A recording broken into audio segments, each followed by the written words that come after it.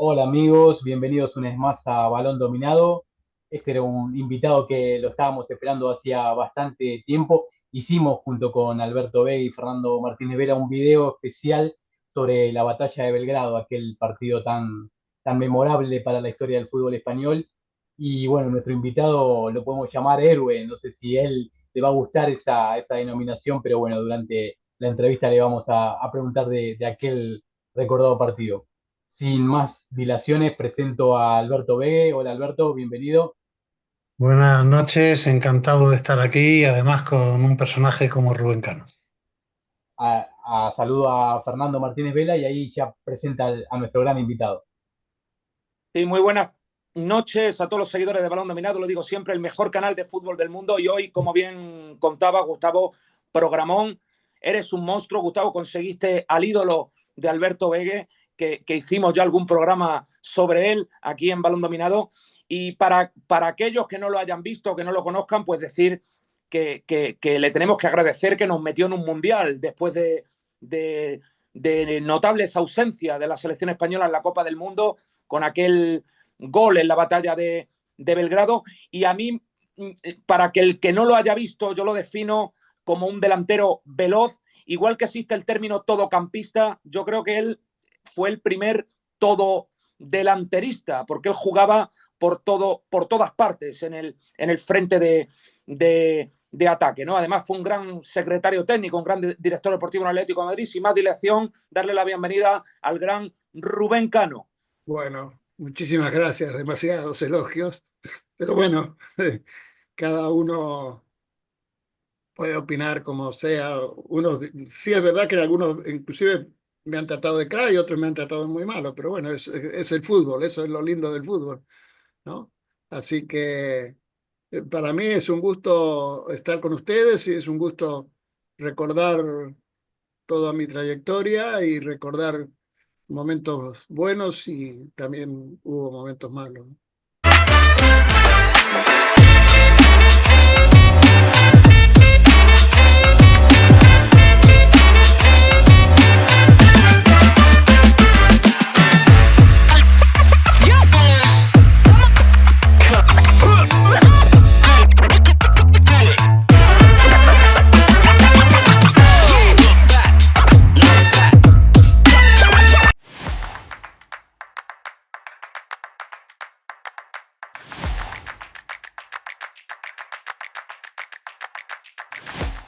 ¿Cómo?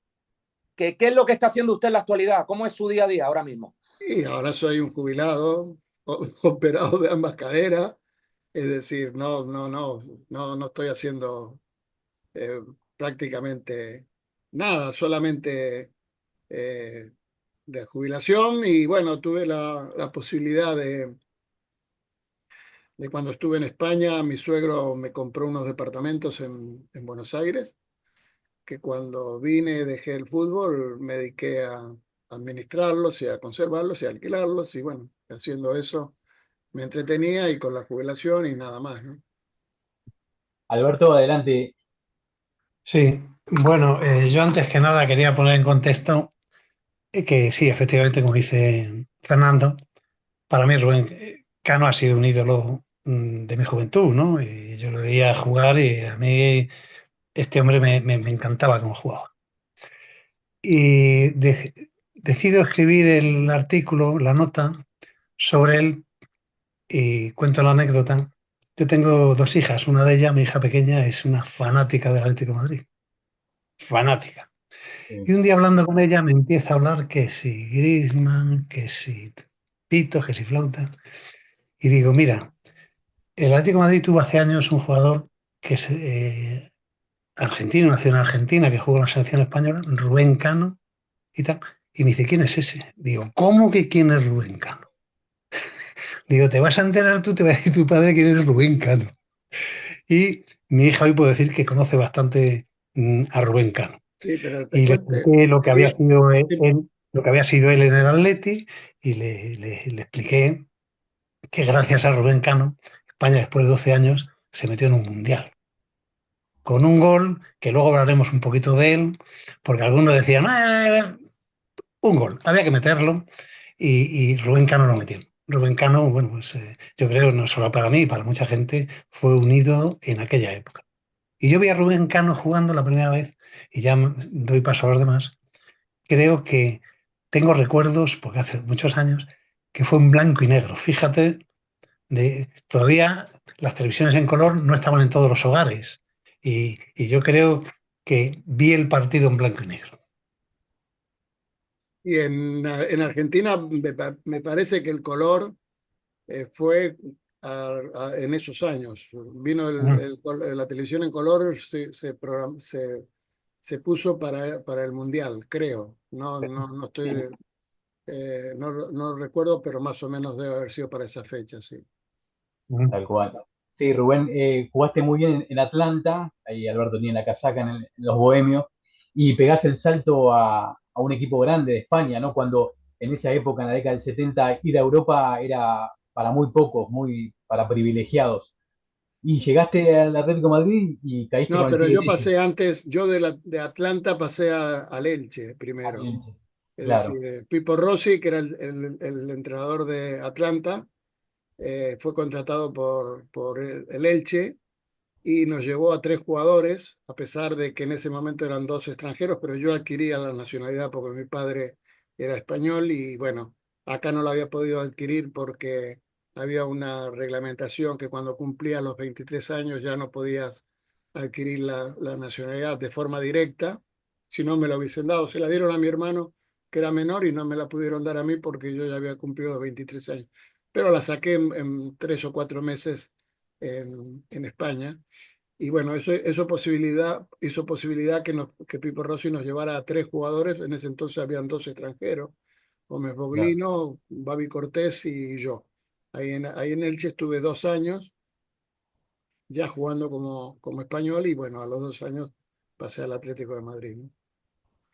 No, Di- y sí, Fer, Discúlpenme que me salte el orden cronológico de las cosas, pero es que después no me da tiempo o me queda alguna curiosidad que no entra en la entrevista, entonces voy a ir dando saltos.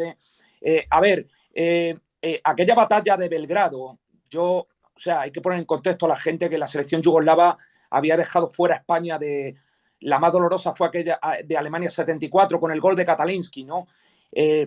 Pero yo, analizando la alineación de la selección yugoslava, de Kustudic, de los hermanos Susic, o sea, Yugoslavia tenía grandísimos jugadores. Yo lo que no entiendo, ¿por qué se dedicaron a destruir cuando podrían haber agredido a España con fútbol, ¿no? Es la opinión que yo tengo, no sé si usted la comparte.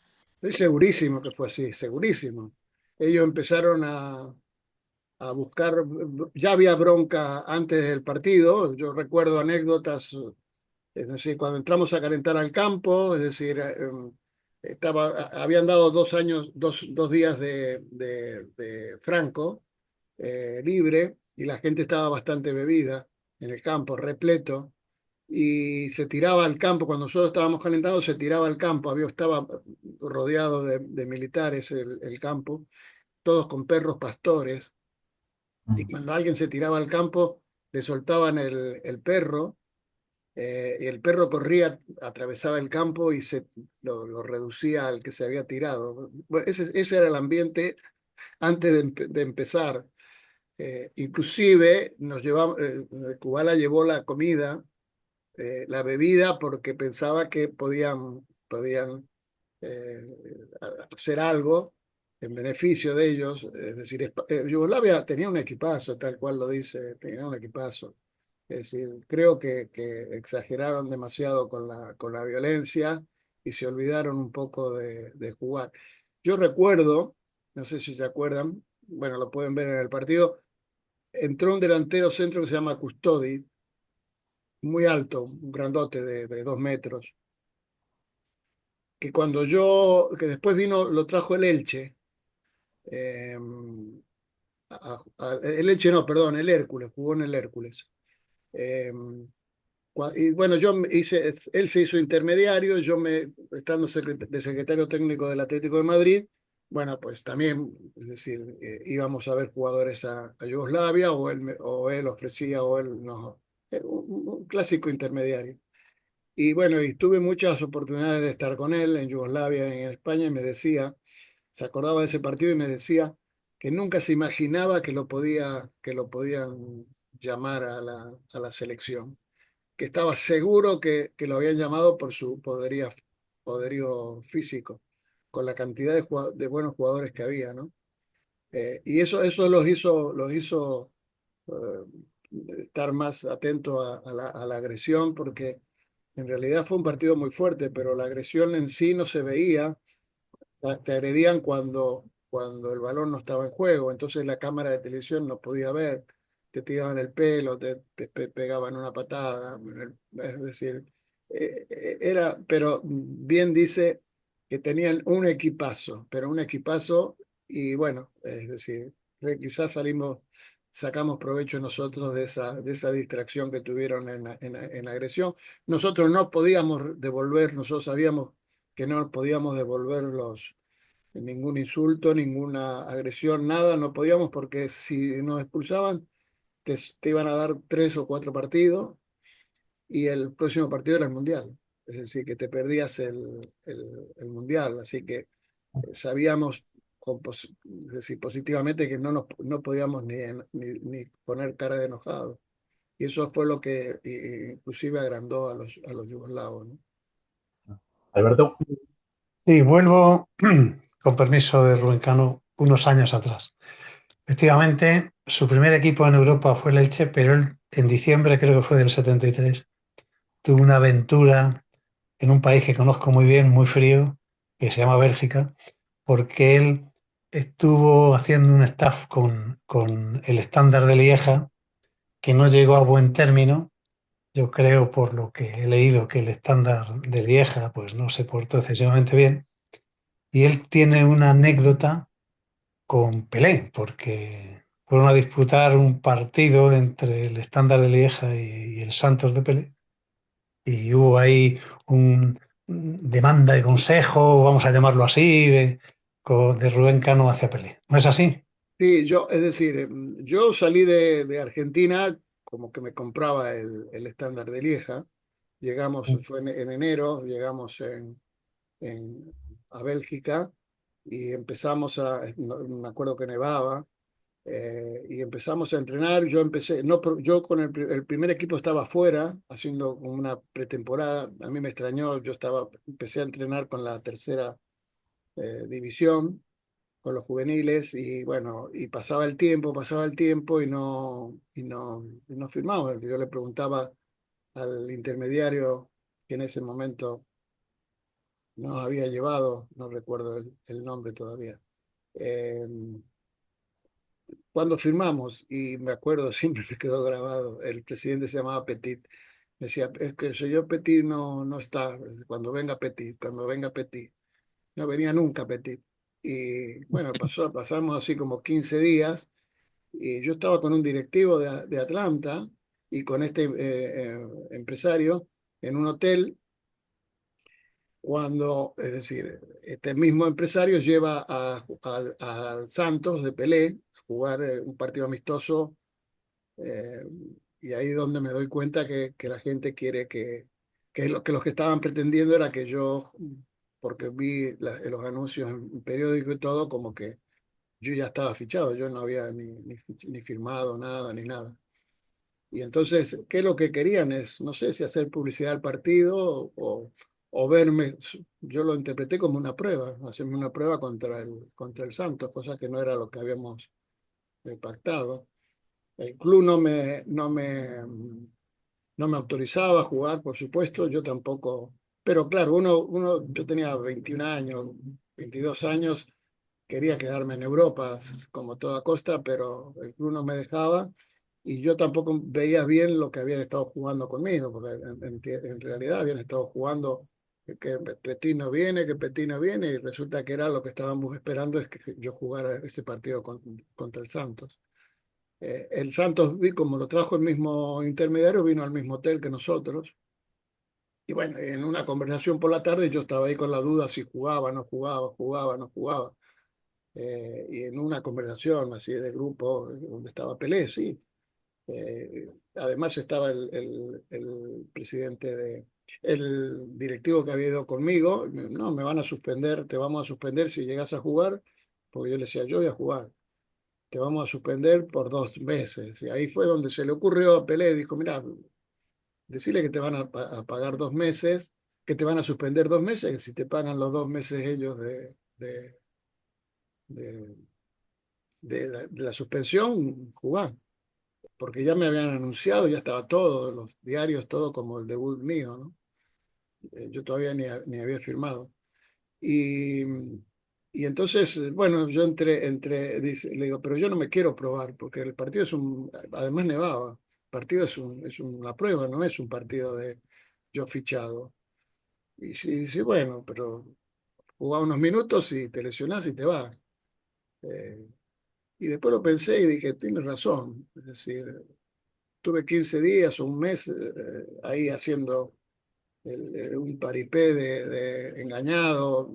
Y bueno, les dije eso, entré a jugar y a los 10 minutos, 15 minutos me hice el lesionado y ni la tocaba porque ya te digo que con viento, con nieve, con todo, jugué 15 minutos, ni la tocaba. Mm. Y bueno, me hice que estaba lesionado y bueno, nos vinimos a Argentina. Yo me traje el dinero de los 2 meses, que en teoría me iban a suspender, porque me iban a suspender. En teoría, después cuando llegamos acá, bueno, se arregló, se ve que la necesidad de Atlanta no me podía suspender y no me suspendió, pero bueno, en principio era la idea de que me iban a suspender 2 meses sin un goce de sueldo, ¿no? Así que estuve los 15 días ahí de vacaciones entrenando con los juveniles, me jugué contra 10 minutos contra el Santos y Pelé me aconsejó bien, porque al final me vine con los 2 meses, no recuerdo cuánto, no era mucho, porque yo cobraba poco en Atlanta, no sé si habrán sido 2.000 o 3.000 dólares, una cosa así. Eh, y bueno, y jugué muy poco y me acuerdo que terminó el partido y me fui al hotel, agarré las cosas y nos fuimos directamente al aeropuerto a esperar a buscar el primer avión que saliera para Buenos Aires. Tanto él. Rubén, te quiero llevar para el Mundial 78, ¿no? Que el sueño de todo futbolista es jugar esa competencia, ¿no? La competencia máxima. Y en una entrevista dijiste que el exceso de confianza del primer partido ante Austria los mató, estaban descontada la victoria, estaban confiadísimos que iban a ganar. Sí, Y, seguro. Seguro, y nosotros bueno, teníamos hablábamos del equipo de Yugoslavia y nosotros teníamos un gran equipo, un gran equipo.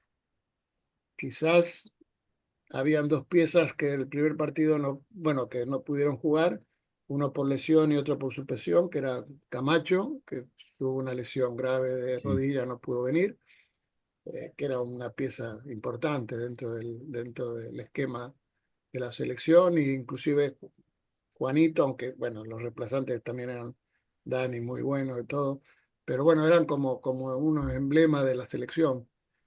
Creo que nos confiamos, pensamos que no sabíamos, primero no sabíamos que Austria tenía semejante equipo, tenía un gran equipo. Después nos dimos cuenta, pero al principio creo que nos confiamos, nos metieron 2 goles y bueno, después fue muy difícil remontarlo, ¿no? Y cuando en un mundial a 2 puntos perdés el primer partido, listo, no hay fórmula de recuperación, ¿no? Eh, y a España le anularon un gol ahí muy finito, ¿no? Contra Austria, y bueno, después del Me lo famoso fallo anularon, me lo anularon a de- mí por carga al arquero, sí. Es decir, fue un centro o un córner, no recuerdo. Saltamos yo y el arquero. Eh, la llegué a cabecear, pero bueno, estaba muy, muy, muy pegada al arquero y me lo anularon, sí. Pienso que estaba en ese entonces dentro del área, lo que se decía dentro del área, bien anulado porque fue una molestia para que el portero pudiera agarrarla, ¿no? Pero sobre todo lo que decías vos, confianza. Demasiada confianza tuvimos y bueno, una vez que perdimos el primer partido, después vino España, Brasil, perdón, en Mar del Plata, Sí, donde surgió, ¿se acuerdan? No sé si se acuerdan del famoso gol que falló Cardeñosa, sí, sí, sí. que para mí no lo falló, sino que el campo estaba en muy malas condiciones. Habían resembrado, no, no resembrado, habían puesto los panes de césped hacía muy poco tiempo y estaban muy blandos y apenas entramos al campo empezaron a saltarse los panes. Es decir, y pasa a los 10 minutos era un patatal eso. Yo creo que al verse Cardeñosa con tanta facilidad de cara al arco, se demoró, quiso pararla para no errarla, se demoró y se la alcanzaron a tapar, ¿no? Pero si no se hubiese ganado a Brasil y después a Suecia, y entonces sí nos podíamos clasificar, ¿no? Por ser justo, decir que el gol de Rubén Cano en Belgrado fue tras un gran centro De de Julio Julito, Cardosa. Eh, sí, sí, fue si, un no, gran centro. si, no, si no, España no hubiese ido al Mundial de Argentina. A ver, sigo dando saltos en el tiempo. Quizá haya mucha gente que nos siga, que no sepa que Rubén Cano fue el secretario técnico del Atlético de Madrid en una de las etapas más convulsas del club. Recuerdo aquellos años en los que Jesús Gil llegaba a cesar al entrenador, a poner 8 entrenadores distintos en una temporada y la verdad fue una etapa muy difícil. Y cuento rápido una anécdota que deriva en la pregunta. Yo a usted le conocí porque yo empecé a trabajar en la oficina de un señor que usted conoce muy bien, de Julio Prieto, y me acuerdo que un día fuimos a ver a la Secretaría Técnica del Real Madrid, ¿no? Calle Padre Damián, llegas al Bernabéu, te dan una acreditación, viene una secretaria, te ofrecen café, nos atendió Ramón Martínez, estuvimos con Julián Muñoz, etcétera. Y después recuerdo que fuimos a Boadilla a verle a usted y preguntamos por usted y nos dijo un operario del Atlético de Madrid, está sentado allí en un árbol, allí, está apoyado en un árbol. Y me acuerdo que dijo Julio Prieto, ¿ves por qué hay que ser del Atleti? Porque nosotros somos gente normal. Bien, pero la pregunta es la siguiente. Me gustaría saber su versión, porque recuerdo temporada 92-93, si no me falla la memoria, una guerra interna que usted tuvo con Bert Schuster, porque usted trajo a Villarreal, al volante de Boca Juniors, ¿no? Y el alemán lo consideró como una ofensa a su jerarquía, ¿no? No, no, no, no tuve, no, nunca tuve problemas con nadie. Directamente con los jugadores nunca tuve ningún problema. No sé si ellos lo tenían conmigo. Quizás, posiblemente sí lo tuviesen muchos jugadores conmigo porque, es decir, justificaban, es decir, como que yo le llenaba la cabeza a Gil y Gil les echaba la bronca a ellos, pero yo nunca tuve ningún problema con...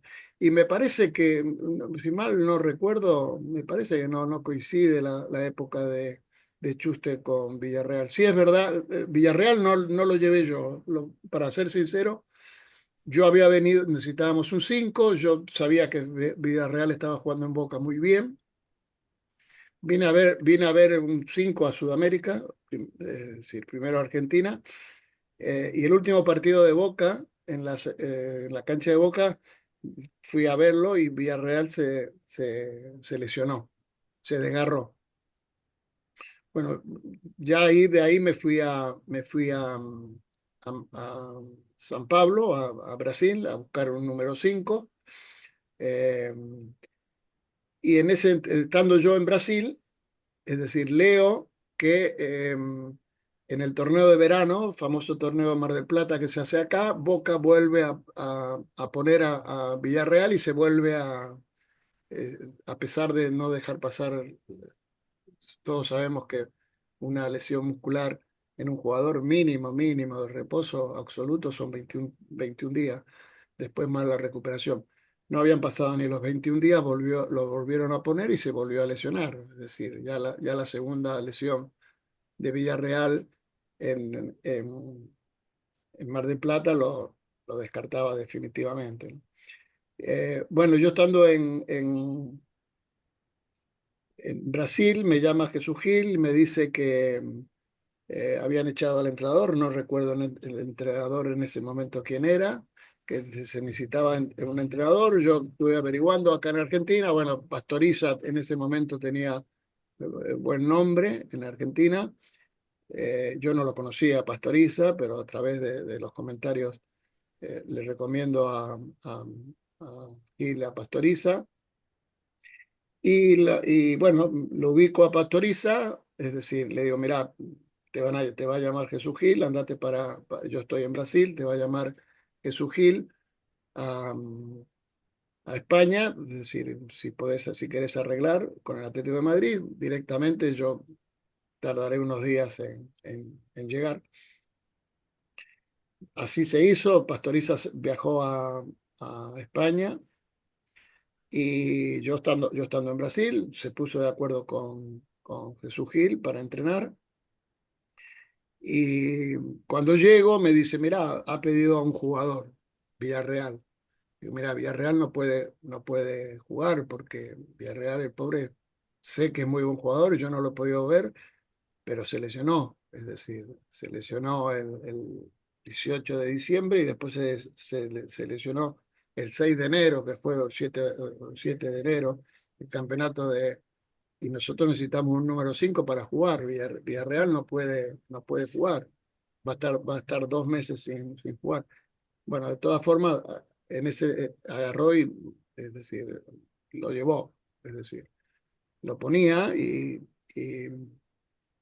no podía jugar, el pobre pibe no podía jugar por la lesión. Es decir, la gente lo silbaba, es decir, se le notaba que no podía, que hacía esfuerzo por jugar, porque sabía que si no jugaba no iba a poder quedarse.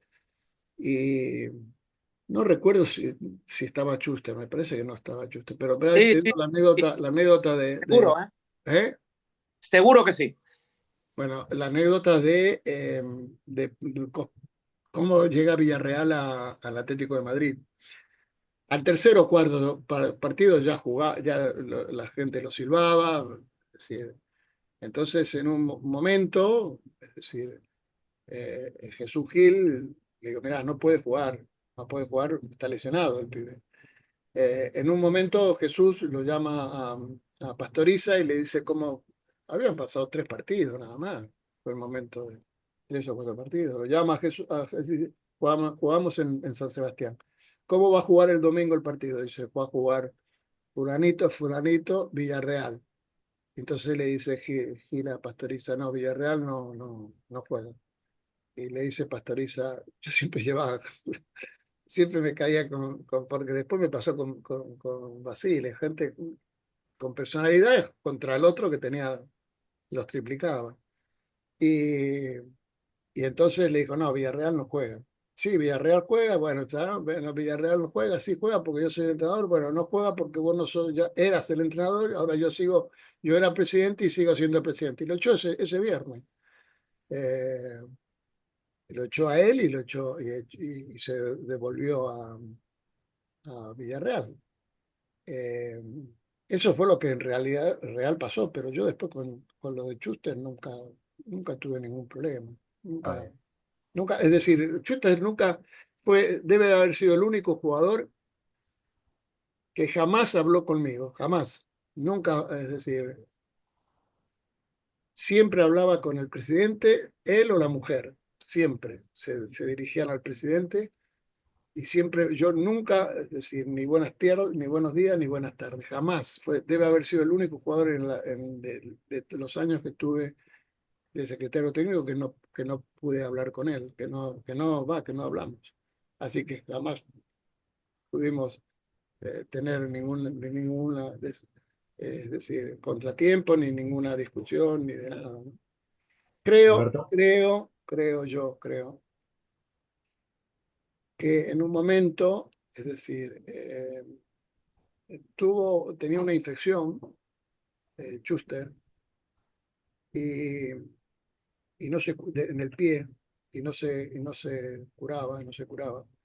Y Jesús Gil le preguntó al médico en ese entonces, parece que era el doctor Ibáñez, ¿qué pasa? Que Schuster no puede. Dice, no, es que no, tiene una infección en el pie y no sé.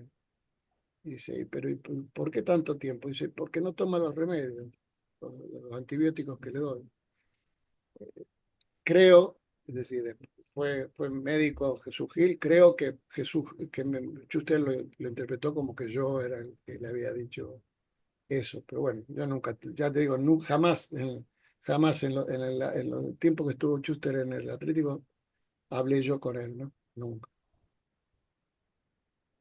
Muy bien. Mire, veamos ahora algún que otro término argentino. Todos tenemos muchas veces en la retina imágenes de diversos jugadores de los que hemos sido hincha o que nos gustaba cómo desarrollaban el juego.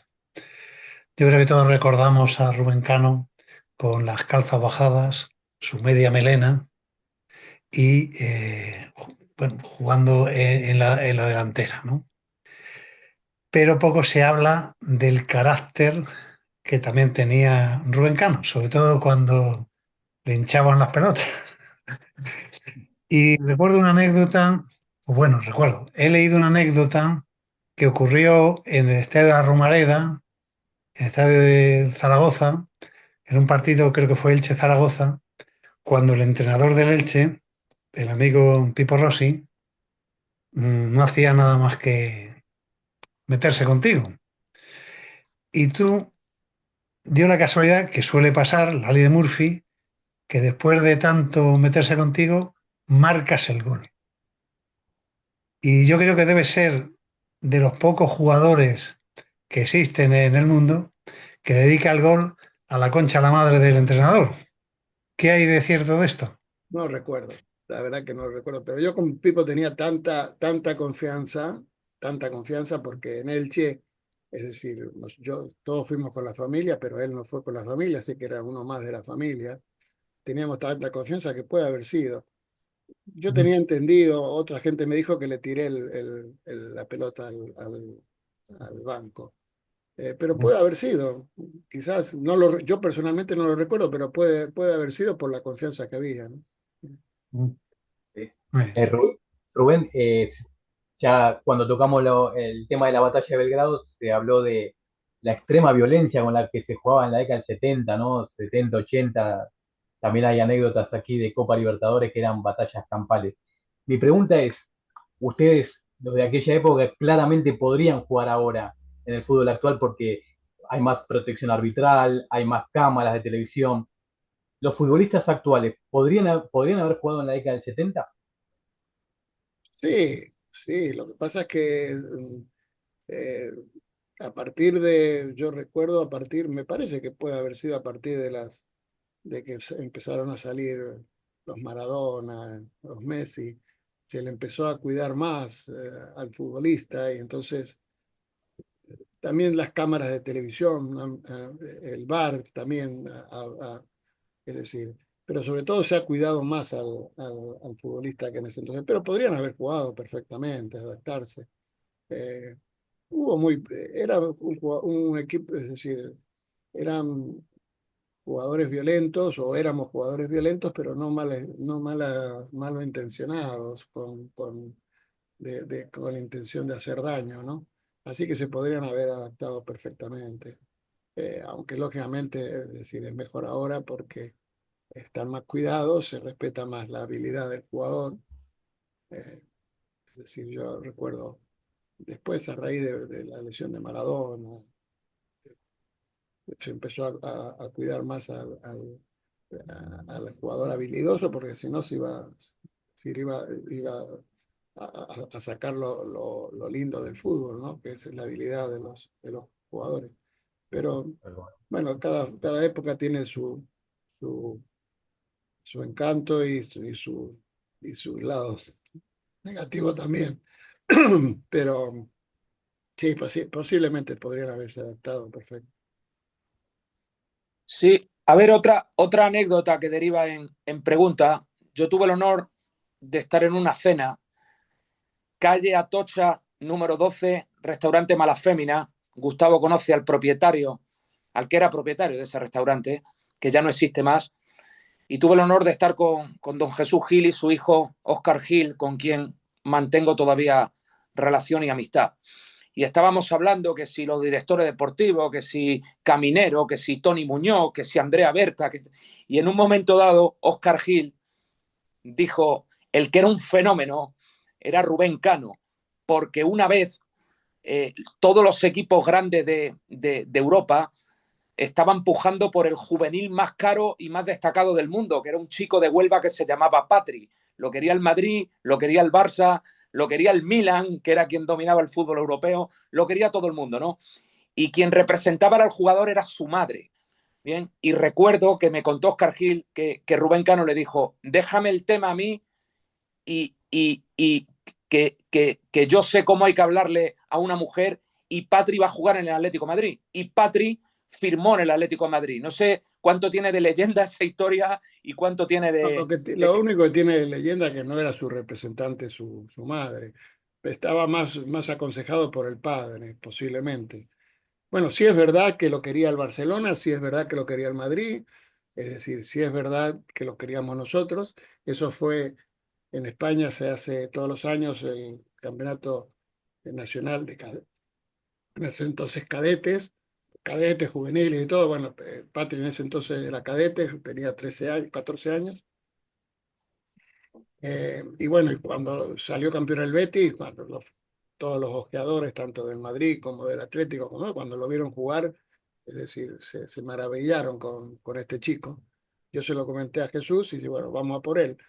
Eh, Fuimos a hablar con el padre, y el padre, es verdad, nos puso en una conversación,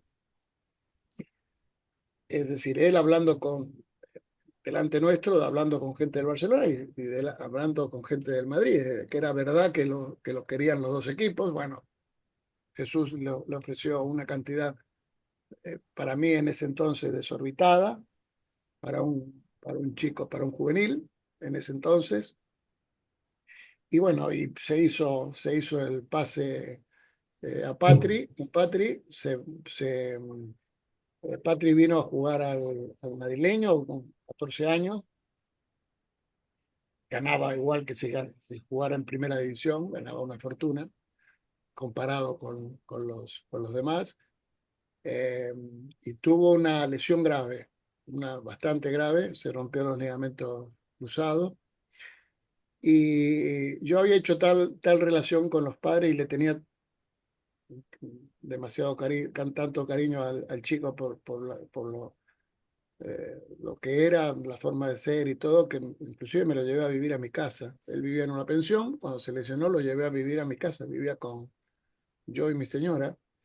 Y yo creo que el padre y la madre inclusive hoy en día, cada 2 por 3 nos hablamos, igual que con Patri. Hicimos una gran amistad entre la familia y Patri.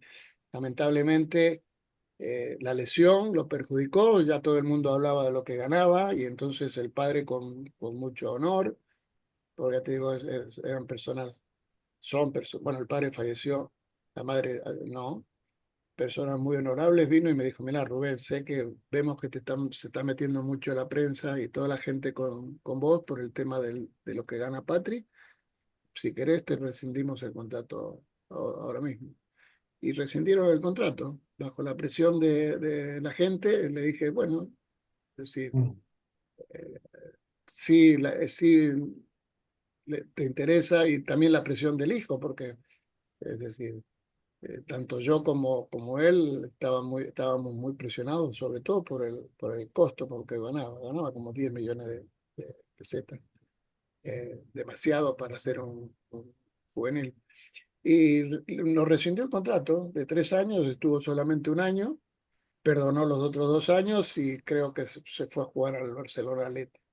No sé por la cantidad que se fue a jugar, pero se fue a jugar al Barcelona Atlético.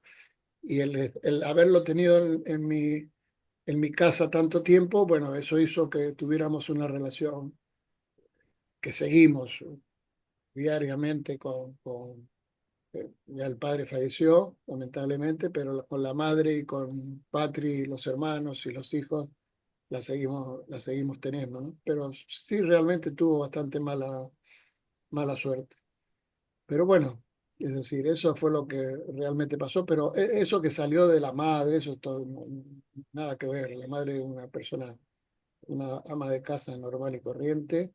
El padre sí era quizás más comercial, porque el padre era dueño, ahora son los hijos, del un famoso coñac de Huelva, que no recuerdo como Don Pedro, Don Pepe, no sé, no recuerdo el nombre del coñac muy famoso, el coñac más famoso que hay en España, que se hacía por eh, cantidades limitadas, no se hacía en cantidad, sino en cantidad limitada.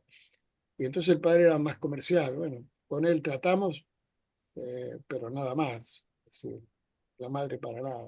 Sí, sí lo escuché en otras ocasiones, pero no tiene, en eso no tiene nada que ver. La madre es una persona ama de casa, eh, que todavía vive y bueno, y disfruta de los hijos, ¿no? Sí, Sí, Alberto, la última porque ya estamos pasados. bueno, vale, la última, pero primero que decir que Rubén Cano cuando debuta en Atlanta le mete 3 goles al Pato Fillol, uno de los mejores porteros de Argentina, lo cual creo que es digno de mencionar, que es una persona a la cual Joaquín Sabina en el himno al Atleti le nombra, y le nombra bastante bien, no en una retahíla, de nombres, le nombra a él personalmente, y que luego yo creo que la importancia de Rubén Cano para el Atlético de Madrid es clara cuando por partidos jugados en el club entra dentro del top 10 de los 10 principales goleadores que ha tenido el Atlético de Madrid por partido jugado. Eso yo creo que habla mucho y muy bien a favor del delantero que era Rubén Cano y del extraordinario futbolista que era Rubén Cano. Y bueno, es decir, siempre me has estado comparando, inclusive hoy en día, el otro día salió un artículo, no sé en dónde, salió que me mandaron de los jugadores argentinos que la primera temporada más goles habían hecho, estaba yo primero con 23 goles y me seguía Julián con 22 que llevaba la semana pasada. Pero yo respondí, es decir, nunca se puede comparar, es decir, eran otras épocas, hay más partidos ahora, es decir, otro tipo de entrenamiento, es decir, otro estilo de juego. No, yo nunca me gustó compararme ni comparar a nadie con nadie, ¿no? Es decir, inclusive a los grandes, yo no se me ocurriría comparar a Pelé con Maradona, con Messi, con Cruyff.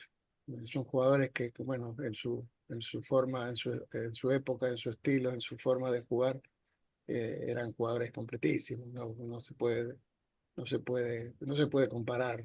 A mí personalmente no me gusta. A uno les gusta más, a otros no. A mí personalmente no me gusta comparar nada con nadie, ¿no? Creo que todos eh, tienen sus méritos y sus defectos, pero bueno, el fútbol es así, lamentablemente es así. Buenísimo. Bueno, Rubén, la verdad que muchísimas gracias. Fue un honor para nosotros, un lujo. Ya has visto que te idolatran aquí mis compañeros, mis amigos. Y bueno, le dejo el cierre a ellos para que te den un saludo final. No, Bueno, la verdad. pues, perdón. Sí, sí, Alberto, dale que es tu ídolo, es tuyo. Sí, no, únicamente decir que ha sido un inmenso placer poder charlar con él, que como dije al principio ha sido uno de mis ídolos de juventud, y de poder debatir un rato. Para mí ha sido una enorme satisfacción que espero que se pueda reproducir en un futuro para hablar del tema de los oriundos y para hablar de una serie de temas que han podido quedar en el tintero. Nada más. Muchísimas Bueno, gracias. para mí también es un orgullo poder estar un rato dialogando con ustedes y para mí también un placer. En otra oportunidad seguiremos contando anécdotas, por supuesto. Pues muchísimas gracias, muchísimas gracias a Rubén Cano y esperemos que hagamos muchas entrevistas más como estas con él para recordar aquella época tan bonita del fútbol español. Y un abrazo grande a Julio Prieto, che. Vos sabés que Julio Prieto, yo tengo la anécdota, cuando yo empecé de secretario técnico, fui a ver al juvenil del Atlético, a ver a los juveniles. Y me llamaron la atención dos jugadores impresionantes, Pedro Pablo y Julio Prieto. Impresionante. Cuando lo fui a ver, me decís cómo destacaban. Después llegó a donde llegó, por supuesto, ¿no? Estuvo el otro día aquí con nosotros en Balón Dominado y mira, le enseño una foto con un amigo de usted, una foto mía con un amigo de usted. No sé si se ve. Juan. Exacto. Sí, Juanito. Sí. Amigo. Es decir, a pesar de que algunas en los partidos teníamos bronca, hoy casualmente estaba viendo un recorte de un diario de un penal que un partido del Atlético con el Real, que era tenso. Yo con Juanita 2 o 3 años veraneamos en Fuengirola, porque él era de Fuengirola, así que tenía muchísima amistad, y después en la selección. Y en casualidad ese recorte fue un penal que nos cobraron a favor, vino Juanito parece ser que yo lo había provocado, no pone bien, vino Juanito a prepotearme, yo le pegué un empujón y me empujaron, me expulsaron. Estaba leyendo digamos, fíjate lo que es el destino, justo con Juan, con el que más amistad tenía yo del Madrid, porque del Madrid tenía amistad con varios, si Camacho vivía cerca, Pirri, bueno, pero con el que más amistad tenía era con Juan, porque Juan era muy amigo de Leal y normalmente veraneamos en Fuengirola, de donde es Juan. Así que digo, justo con el que más amigo me expulsan ese día. Pero Bueno, un fuerte abrazo, Rubén. un abrazo a todos ustedes, che. Un abrazo. Igualmente, bueno.